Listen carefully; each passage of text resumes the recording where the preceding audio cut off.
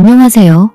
저는 30대 후반에 결혼한 지는 벌써 7년이나 지났고 4살짜리 아이를 혼자 키우며 살고 있어요. 지금은 제가 딸과 함께 행복하게 살고 있지만 얼마 전까지만 해도 말로 하기에도 끔찍한 일을 겪어서 그 이야기를 사연으로 한번 보내보려고 해요. 정말 사람이 어디까지 악마가 될 수 있는지 뼈저리게 느낄 수 있는 계기가 되었고 남은 인생이라도 정신 바짝 차리고 살아야겠다 싶더라고요. 제가 당했던 이야기를 해드릴 테니까 혹시라도 저와 같은 처지에 있으신 분들은 제발 정신 똑바로 차리고 그 누구라도 남편이라도 절대 믿으면 안 됩니다. 일단 오늘의 이야기를 하기에 앞서 저에 대해서 먼저 설명을 해드려야 할 것 같아요. 저는 현재 부모님이 계시지 않습니다. 어릴 적 제가 초등학교도 들어가기 전에 부모님이 두 분 모두 사고로 돌아가셨어요. 어린 저를 할머니 집에 맡겨두고 밤늦게 집으로 돌아가시다가 중앙선 넘어오는 커다란 트럭과 사고가 나는 바람에 현장에서 사망하셨거든요. 너무 어릴 때 일이기도 하고 그 당시에 큰 충격이어서 그런지 그때의 기억이 잘 나지 않아요. 정말 불행 중 다행히도 그 사고 이후 저는 할머니 댁에서 지낼 수 있었고 할머니와 할아버지는 항상 저를 보면 우리 강아지 하시면서 그저 사랑으로 키워주셨죠.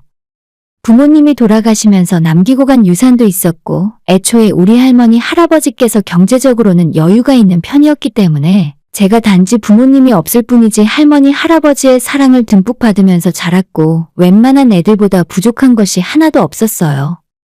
학창시절 제 친구들보다 오히려 훨씬 더 풍족한 삶을 살았다고 생각하는데 매년 여름방학이 되면 일본에 살고 있는 우리 고모네 집으로 놀러 갔다 오기도 했습니다. 제가 고등학교를 졸업하기 직전에 할아버지가 지병과 노안으로 돌아가셨고 그 이후로 제가 시집가기 전까지는 쭉 할머니랑 둘이서 같이 살았어요. 아빠가 일찍 세상 떠나고 고모는 결혼해서 외국 나가서 살고 할아버지까지 돌아가신 뒤에는 할머니에겐 제가 유일한 가족이나 마찬가지였죠. 사실 저도 똑같았고요. 대학도 충분히 서울로 갈 수 있는 성적이었지만 집 근처 대학으로 진학했는데 취업도 서울에 있는 기업에 지원해 볼 수도 있었어요. 하지만 할머니랑 떨어져 사는 것이 싫어서 시집가기 전까지는 계속 할머니랑 살았습니다. 7년 전에 제가 결혼해서 남편이랑 둘이 살게 된 이후로 혼자 남겨진 할머니는 많이 외로워하셨고 제가 자주 찾아뵙긴 했지만 충분하지 않더라고요. 하지만 저까지 시집가고 할머니 혼자 남았더니 많이 힘들어하시는 바람에 건강까지 걱정이 될 정도였죠.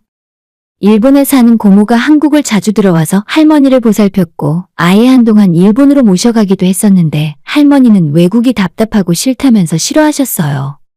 사실 할머니가 제게 해주신 것을 생각하면 고모가 아니라 제가 모시고 사는 것이 맞는 것 같아서 한 번은 우리랑 같이 살자고 해본 적도 있는데 단칼에 거절하시더라고요. 할머니께서 너는 이제 신혼이고 젊은 사람들이 한참 즐겁게 살아야 하는데 왜 늙은이랑 같이 살라고 하냐면서 됐다고 하셨어요. 이제 와서 솔직히 말을 하자면 저도 시댁 눈치 보고 남편한테 좀 미안해서 적극적으로 같이 살자고 말하지 못한 점도 있었습니다. 할머니 연세가 80이 진작에 넘으셨고 해가 갈수록 기력도 예전 같지 않으셔서 한 번씩 뵈러 갈 때마다 정말 마음이 좋지 않았어요. 더군다나 아이가 태어나고 사는 것이 바쁘다 보니 예전보다 할머니 뵈러 가는 날이 더 줄어들게 되었습니다. 그래도 제가 아이 낳는 모습도 옆에서 다 지켜보셨고 손녀딸 대학 가는 것까지 두 눈으로 보시겠다고 말씀을 하셨는데 결국 작년에 노안으로 돌아가셨습니다. 할머니가 갖고 계시던 재산 중에 사시던 집과 선산을 포함해서 대부분은 고모에게 돌아갔고 특별히 제게도 시골에 땅 하나와 월세 잘 나오는 1층 상가 한 동을 지목해서 남겨주고 가셨어요. 할머니 유산의 3분의 2 정도는 고모 앞으로 돌아갔지만 저는 아무런 불만이 없었습니다. 지금도 남편이랑 아이 키우며 먹고 사는데 전혀 문제가 없는 상황이고 할머니께서 남겨주신 것만 해도 사실 엄청 큰 재산이었죠. 돈만 생각하면 더 갖고 싶은 것도 사실이지만 이제 와서 생각해보면 그때 저런 결정을 하게 된 것을 정말 다행으로 생각하고 있습니다. 마지막 돌아가시기 얼마 전에는 부쩍 저를 보고 싶다는 말씀을 하셨는데 하필 그때 너무 회사도 바쁘고 마침 아이도 아파서 병원 다니느라 정신이 없는 상황이다 보니 제가 할머니를 잘 돌볼 수가 없었어요. 그나마 돌아가실 때 옆에서 마지막을 지켜드릴 수 있어서 다행이었지만 시간이 지나면 지날수록 죄송한 마음이 점점 더 커져만 갑니다. 제게는 아직 고모가 남아 있었지만 어차피 외국에 나가 사시기 때문에 1년에 한 번 얼굴 보는 것도 힘들어서 가족이 전부 사라진 것과 마찬가지의 기분이었어요. 남편이 제게 힘이 많이 되어줬고 역시 어린아이가 있으니 저도 힘든 건 뒤로하고 빨리 정신을 차리게 되었어요. 그리고 오늘의 주인공인 우리 시댁에 대해 이야기를 하자면 결혼하기 전이나 결혼한 이후로도 시댁 사람들이 저를 좋아하지 않았어요. 그 이유는 역시 제가 부모님 없이 할머니 손에서 컸기 때문에 여러 가지 선입견들이 있었죠. 하도 반대가 심하고 시어머니는 결혼하려거든 눈에 흙이 들어가고 나서 하라며 거의 머리 싸매고 드러눕다시피 하며 반대를 하길래 그때는 저도 이 결혼은 도저히 못하겠다 생각해서 잠깐 남편과 헤어진 적도 있어요. 하지만 남편이 저랑은 절대 못 헤어지겠다며 본인이 자기 엄마 설득한다고 말했고 그래서 얼마 후에 다시 만날 수 있었죠. 어머님도 결국에 가서는 본인 아들 고집 못 이기고 끝내 저희 결혼을 승낙하셨어요. 솔직히 저도 그때는 결혼 다 필요 없고 헤어지겠다고 마음먹을 정도로 큰 상처를 받았었습니다. 할머니, 할아버지가 정말 제게 잘해주셨기 때문에 어릴 때부터 부모님이 없었지만 제가 주변의 다른 사람들보다 불행하거나 못났다고 생각해 본 적은 없었거든요. 대학을 갈 때도 아무런 문제가 없었고 회사에 취직할 때도 부모님이 없다는 점이 제게 약점으로 작용하기보다는 오히려 힘든 가정 상황에도 굴하지 않았다고 가산점을 받아서 취업에 도움이 될 정도였어요. 더군다나 사랑하는 사람과 결혼하는 데 있어서 부모님이 안 계신다는 점이 큰 문제가 될 줄은 예상을 못했었기 때문에 어머님이 반대하실 때 많이 당황했었죠. 어쨌든 저도 그때는 남자친구와 헤어지고 싶지 않아서 결혼까지 하게 되었고 시집 갈 때 할머니 도움을 받을 생각 없었지만 나중에 따로 저를 불러서 혼수하는 데 쓰라며 큰돈을 내어주셨어요. 기대한 적도 없고 서로 말은 안 했어도 예전부터 저는 제 힘으로 시집 가야 한다고 생각해왔기 때문에 뜻밖의 할머니 도움이 제게는 정말 큰 감사와 감동이었습니다. 부모님이 없다는 이유로 이미 한번 결혼 승낙을 못 받을 뻔했기 때문에 결혼 준비하면서도 내내 의기소침해 있었고 시댁에서 집 구하는데 큰돈까지 보태주시니까 당시에는 더 곤란한 상황이었죠. 그때 제가 말하지 않아도 할머니가 도와주셔서 덕분에 모자람 없이 구색 맞춰서 시집갈 수 있었어요. 정말 우리 할머니와 할아버지는 여러모로 제게 부모님과 같은 존재나 마찬가지였습니다. 아무튼 시댁, 특히 시어머니가 신혼 초부터 저를 마음에 들어하지 않으셨고 시댁에 가도 저한테는 별로 말도 걸지 않고 있는 듯 없는 듯 대하셨어요. 다른 시어머니처럼 유치하게 나한테만 찬밥을 준다거나 시댁에 가면 저한테만 일을 시키거나 하는 식으로 괴롭히는 시집살이는 없는 건 다행이었습니다. 그냥 제게 관심이 없어 보였고 저한테는 궁금한 것도 없는지 물어보는 것도 없고 대화 자체를 하지 않으려 하셨어요. 아마도 결혼을 반대를 하시면서 그때의 감정이 남아있을 수도 있고 그냥 제가 별로 며느리로서 마음에 안 드셨을 수도 있었겠죠. 제가 아무리 눈치가 없다지만 너무 티나게 마음에 안 들어 하시면서 행동을 그렇게 하시니까 그 정도는 알아차릴 수 있었습니다. 그래도 남편이 제게 비교적 잘해줬고 결혼한 뒤로는 시댁에 갈 일도 별로 없어서 괜찮았어요. 가끔은 우리 엄마 아빠가 살아계셨다면 시댁 사람들이 나에게 이렇게 대했을까 싶어서 아쉽고 서러울 때도 있었지만 그런 마음 먹어봐야 이제 와서 어쩔 수 없으니 제가 먼저 며느리 도리를 다하면서 살다 보면 언젠간 저를 인정해주시고 마음을 열어주시겠지라고 생각해서 내키지 않아도 제가 먼저 연락드리고 때 되면 선물도 보내고 용돈도 보내드렸죠. 지금까지 그렇게 몇 년 동안 살아왔는데 작년에 하나뿐인 제 친정 가족이나 마찬가지였던 할머니가 돌아가시고 나서는 갑자기 달라진 시부모님의 태도가 적응이 안 되더라고요. 장례식이 막 끝나고 나서 얼마 후까지는 제가 워낙 정신도 없었고 여러 가지로 힘든 시기를 보냈기 때문에 남편과 시댁 사람들이 제게 따뜻하게 대해줘서 그저 고마울 뿐이었어요. 뭔가 다른 의도가 있을 거라는 생각 자체를 못하고는 역시 힘들 때는 의지하게 되는 건 가족뿐이구나 하는 생각이었죠. 저도 덕분에 더 힘내서 일찍 회복하고 일상생활로 다시 돌아올 수 있었고요. 사실 저는 할머니가 제 앞으로 남겨놓은 유산이 정확하게 얼마 정도가 되는지 잘 알지도 못했습니다. 고모가 유산 분배할 때 제 몫을 조금 더 나눠주시겠다고 할 때 괜찮다고 거절했는데 그때 고모가 본인 상속세 문제를 처리하면서 제 것도 같이 한 번에 해결해 주셨거든요. 지금 남편과 살고 있는 신혼집 말고는 그 이전까지는 제 앞으로 부동산 등기를 쳐본 적도 없고 당연히 부동산에 대한 세금 같은 것도 내본 적 없으니 그냥 그런가 보다 하고 넘어갔어요.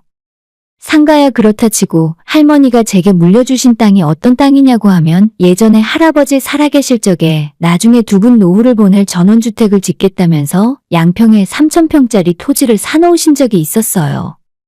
땅 뒤로는 작은 산이 있었고 집터 앞으로는 동네 개천이 흐르는 곳입니다.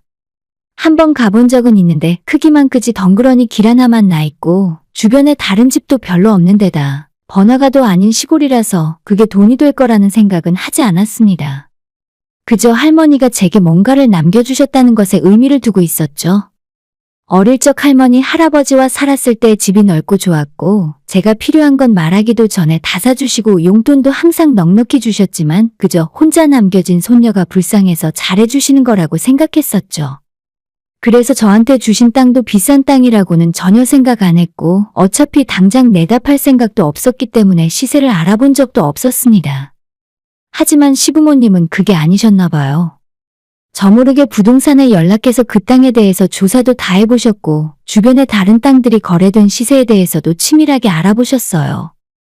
이건 남편과 이혼하는 과정에서 나중에 알게 된 사실이지만 심지어 부동산 사장님의 소개로 그 땅을 통째로 사겠다는 사람과도 만나서 실제적인 매각 금액에 대해서도 이야기하셨다고 하더군요.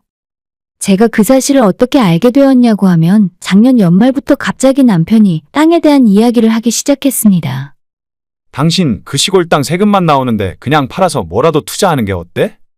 저는 남편에게 그 땅이 할머니에게 물려받은 유산이고 어차피 시골에 있는 건데 팔아봐야 얼마 하지도 않으니까 그냥 갖고 있겠다고 했어요.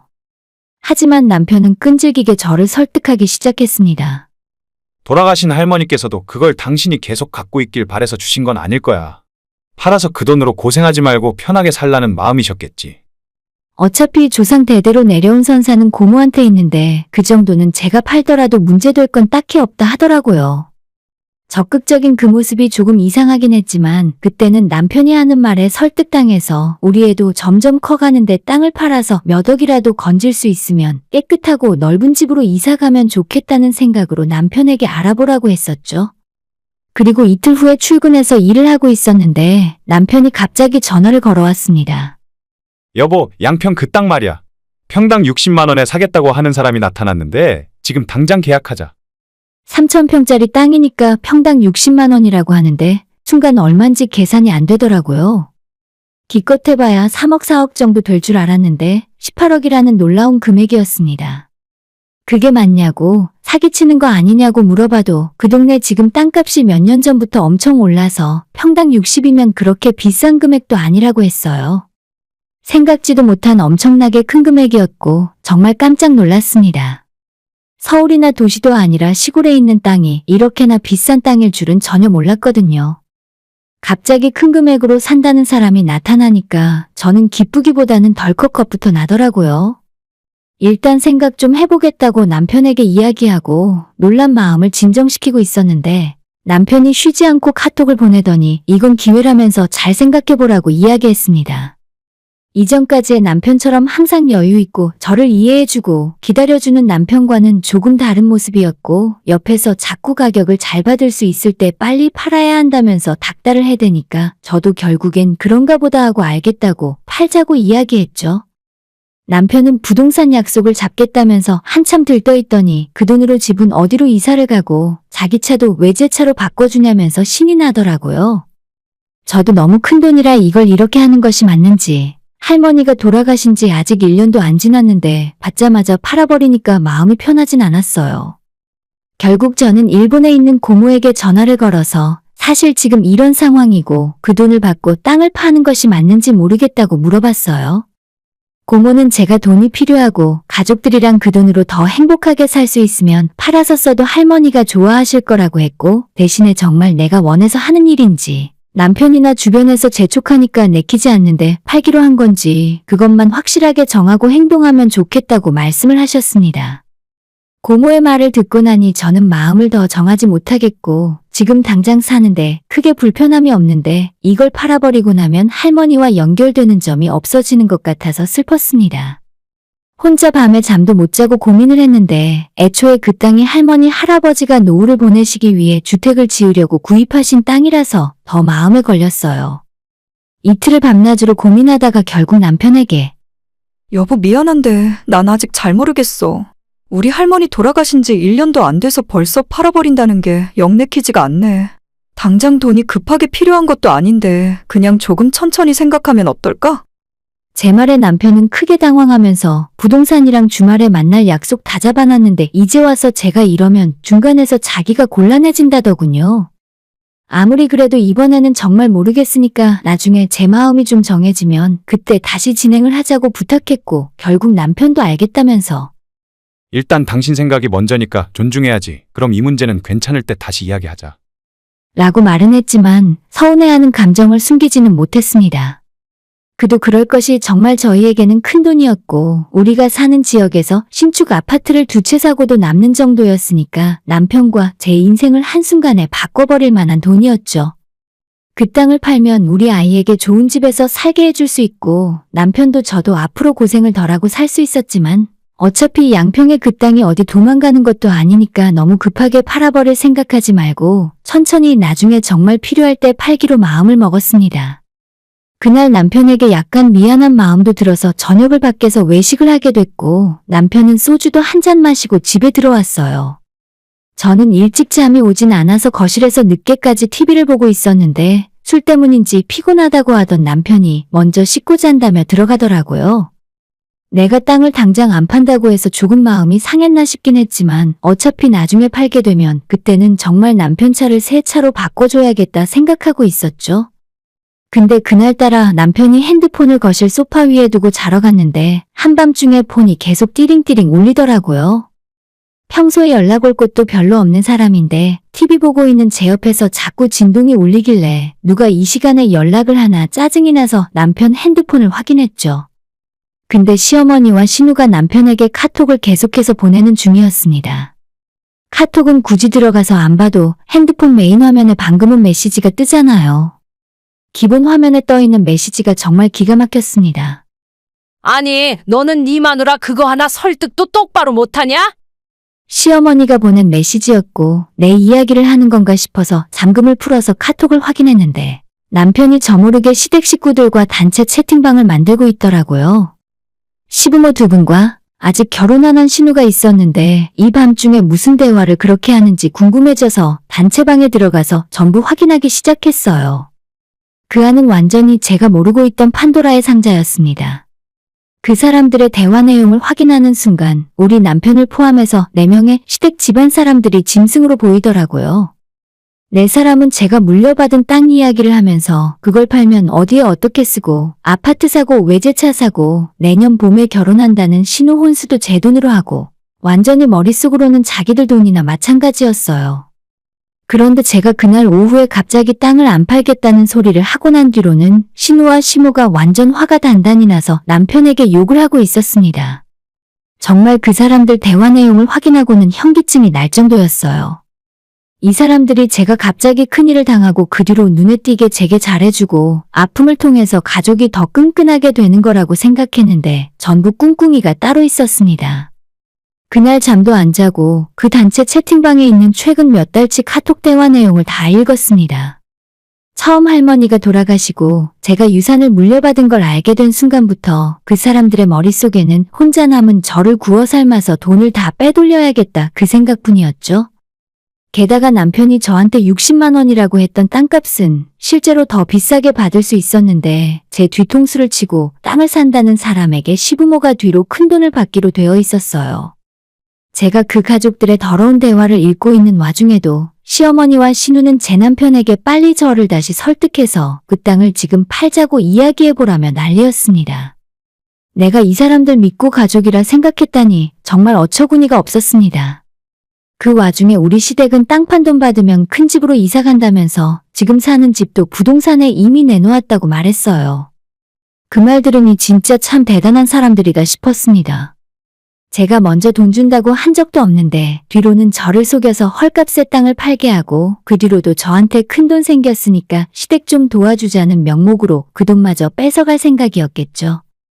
안방에 들어갔더니 나는 얼굴이 빨개질 정도로 화가 났는데 술에 취해 세상 모르고 자고 있는 남편을 보니 너무 열이 받아서 지금 당장 무기라고는 제 두 손뿐이라 양손을 마구잡이로 휘둘러서 남편 뺨과 제 손이 닿는 모든 곳을 내려쳤어요. 어찌 보면 원망의 분풀이었죠. 연속으로 수십 대를 맞고 일어난 남편은 지가 맞은 줄도 모르고 당황하며 눈만 껌뻑대더군요. 그러다가 맞은 곳이 아팠는지 화를 내려는 순간 대체 이게 어떻게 된 일이냐고 제가 따져 물었어요. 남편은 처음엔 당황하고 제가 오해를 하고 있다고 하더니 나중에는 어쩔 수 없이 사실대로 술술 불었습니다. 그 와중에 시모랑 신우가 시켜서 자기도 할 수 없었다고 변명하는데 제가 본 내용으로는 남편도 이 와중에 외제차 하나 뽑을 것 같다며 좋아하고 있었거든요. 그냥 다 필요 없으니 깔끔하게 이혼하자고 했어요.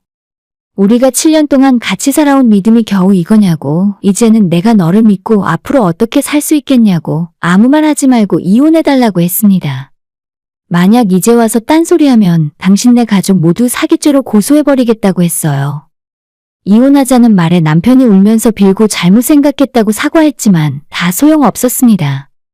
아이는 제가 키우기로 하고 양육비도 필요 없으니 그 대신 아이랑 제 앞에 나타나지 말라고 했어요. 나머지 부부의 재산은 정확히 반씩 나누었고 며칠 뒤에 남편이랑 이혼 서류에 도장 찍었습니다. 중간에 시어머니한테서 연락도 오고 신우도 제게 평소에 안 하던 연락을 하루 종일 했지만 전부 다 받지 않았어요. 그 사람들의 더러운 변명을 듣고 싶지도 않았고 어차피 남편과 다시 살 생각 자체가 전혀 없었기 때문이죠. 그렇게 제가 남편과 이혼한 지는 지금 2달 정도 지났습니다. 다행히 할머니가 제게 남겨주신 땅은 팔지 않고 지킬 수 있었고 앞으로도 별일이 없다면 지금처럼 그냥 갖고 있고 싶어요. 제가 직장에서 일하고 받는 월급으로도 아이와 제가 생활하기엔 충분하고 할머니가 주신 상가에서 나오는 월세도 큰돈은 아니지만 쏠쏠하거든요. 남편과 시댁 사람들 그 누구에게도 우리 할머니 재산을 한 푼도 주지 않아서 너무 기분 좋아요. 자기들끼리 김칫국을 얼마나 많이 마셨는지 당분간 밥 안 먹어도 배가 부를 것 같네요. 끝까지 제 이야기 들어주신 많은 분들도 올해 잘 보내시고 내년엔 좋은 일만 가득하시길 바랄게요. 오늘의 사연은 여기까지입니다. 구독과 좋아요, 알람 설정 부탁드려요. 다들 행복하시고 좋은 하루 되세요.